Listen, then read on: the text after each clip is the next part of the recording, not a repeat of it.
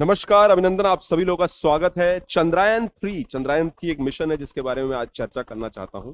What is Chandrayaan 2 and what is Chandrayaan 3? Chandrayaan 3 को अगर समझना है तो चंद्रयान 2 को भी समझना जरूरी है।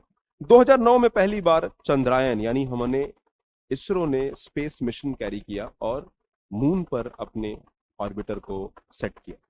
तो बेसिकली हुआ क्या कि चंद्रयान 2 जो है मून पे लॉन्च किया गया और इसके 3 पार्ट थे। कॉन्सेप्चुअली बहुत इंपॉर्टेंट है, इसको समझ लीजिएगा because you have to understand this. पहला है ऑर्बिटर, दूसरा है लैंडर और तीसरा है रोवर। सो चंद्रयान 2 के 3 पार्ट थे। तो जैसे कि ये मून है तो मून की एक ऑर्बिट होगी। लेट्स से ये मून है और यहाँ पे आपका अर्थ है, तो मून की एक ऑर्बिट होगी। तो आपने जब लॉन्च किया तो ये एक ऑर्बिटर यहाँ आ जाएगा और ऑर्बिटर क्या करेगा, वो रोटेट करेगा यानी रोटेट करेगा और 100 किलोमीटर के डिस्टेंस पर इसको लॉन्च किया गया। अब ऑर्बिटर को लॉन्च किया गया और साथ साथ एक लैंडर भेजा गया। लैंडर मतलब जो लैंड करेगा, ठीक है, यहाँ पर लैंड करेगा। और जब लैंड करेगा, ओके, सो पहला हो गया ऑर्बिटर। ऑर्बिटर जो ऑर्बिट करेगा अराउंड द मून, लैंडर जो लैंड करेगा मून सरफेस पे, तो लैंडर को भी भेजा गया। और तीसरा था रोवर। रोवर एक तरह की मशीन होगी, रोबोट होगा जो रोव करेगा, मूव करेगा। तो लैंडर के साथ रोवर जो है ऐसे मूव करेगा सरफेस ऑफ द मून पे और सरफेस ऑफ द मून को स्टडी करेगा, रिसर्च इंफॉर्मेशन देगा। तो that was it. So Chandrayaan 2 had 3 part. Orbiter जो ऑर्बिट करेगा पूरे मून को, लैंडर जो लैंड करेगा, और ये सॉफ्ट लैंडिंग होनी चाहिए। सॉफ्ट लैंडिंग का मतलब है ऐसी लैंडिंग जो आराम से धीरे से, जैसे आपका प्लेन का लैंडिंग होता है या फिर हेलीकॉप्टर का लैंडिंग होता है। It is a soft landing. Soft landing slowly land करता है in structured way. Hard landing crash कर जाता है। तीसरा होगा रोवर। रोवर जो है रोटेट करेगा, उसमें व्हील्स लगे होंगे और वो पूरे सरफेस पे रोटेट मूव करेगा विद व्हील्स।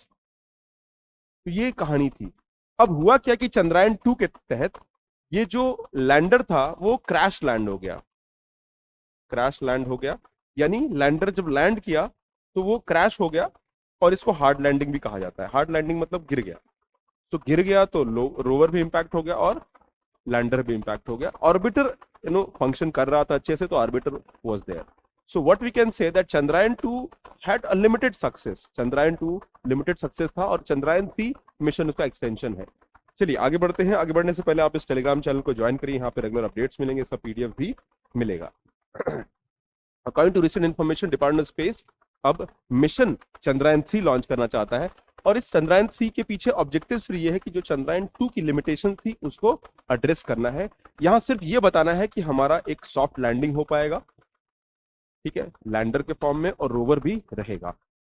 बट उसके अंदर रिसर्च, पेलोड रिसर्च करना, वो सारी चीजें नहीं होंगी। It is just to prove the ability. तो Chandrayaan 3 is a continuation of Chandrayaan 2, एक कंटिन्यूएशन रहेगा। और चंद्रयान 2 जुलाई 2019 में लॉन्च हुआ था। had a goal of putting a rover on the surface of South Pole। Rover मतलब जो रोव मूव करेगा पूरे पे, एक रोबोट की तरह होगा। विक्रम लैंडर, विक्रम साराभाई इंडिया के स्पेस मिशन के वन ऑफ द को फाउंडर्स थे। तो विक्रम साराभाई के नाम पर लैंडर डाला गया और ये फेल हो गया था बिकॉज ये मिशन लैंडिंग स्किल हमारी प्रूव अभी तक नहीं हो पाई है कि जब भी हम मान लीजिए इंटरप्लैनेटरी स्पेस मिशन करते हैं, हम मार्स पे भेजते हैं या फिर डिस्टेंस पे भेजते हैं, तो हमको हमारी केबिलिटी बहुत स्ट्रांग होनी चाहिए कि हमारे जो लैंडर्स हैं, रोवर्स हैं, वो ऑपरेट करें with a very structured way. तो हमारा ऑब्जेक्टिव है to show off landing skill. और 2024 में लूनर पोलर एक्सप्लोरेशन हम फिर से करने वाले हैं। We want to explore the lunar surface again, और ये हम जापान के साथ कोलैबोरेट करेंगे। So that is why Chandrayaan 3 is just to prove the capability. इसमें रिसर्च का पेलोड नहीं होगा। It will have a landing module and an orbiter. Landing रहेगा, ऑर्बिटर रहेगा, ऑर्बिटर ऑर्बिट करेगा जैसे था, और लैंडिंग मॉड्यूल रहेगा। But unlike this, orbiter won't have equipment of research payload. Research payload का काम नहीं होगा। Its only duties will be to launch the lander to the moon, monitor the landing from orbit and maintain communication with the earth surface. वो ये बताएगा कि हमारे अंदर लैंडिंग केबिलिटी है और फिर वहां से वो कम्युनिकेट करेगा अर्थ सरफेस पे। सो that is the objective of the lander. तो लैंडर को लैंड करने की एबिलिटी को हमें प्रूव करना है। दैट इज द चंद्रयान 2 के बारे में मैंने ऑलरेडी बताया आपको कि इसमें लैंडर था, ऑर्बिटर था और रोवर था। एंड इसके अंदर साइंटिफिक इंस्ट्रूमेंट थे which will do the research on the moon. Moon पे रिसर्च करने का एक एबिलिटी डेवलप करना था। और ऑर्बिटर जो है 100 किलोमीटर के ऑर्बिट्स करेगा, और लैंडर और रोवर जो है वो इवेंचुअली सॉफ्ट लैंडिंग करेंगे मून के सरफेस पे। तो ये अप्रोच था, बट लैंडर जो था वो क्रैश लैंड हो गया।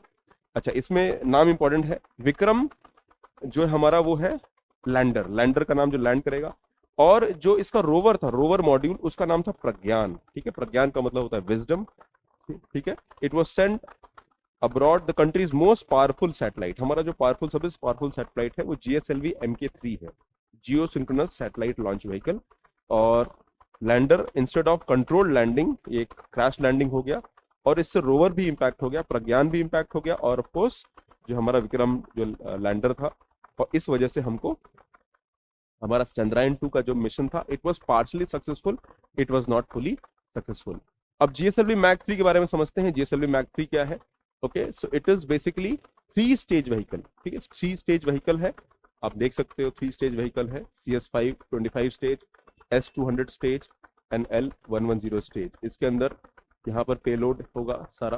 ठीक है, it has a mass of 640 ton, काफी भारी है, जिसमें लोअर अर्थ ऑर्बिट को 8000, लोअर अर्थ ऑर्बिट जो है क्लोज टू सरफेस होता है, तो ये 8000 kg जो है लोअर अर्थ ऑर्बिट पे भेज सकता है, and 4000 kg on the GTO। GTO बोलते हैं geosynchronous, geosynchronous transfer orbit.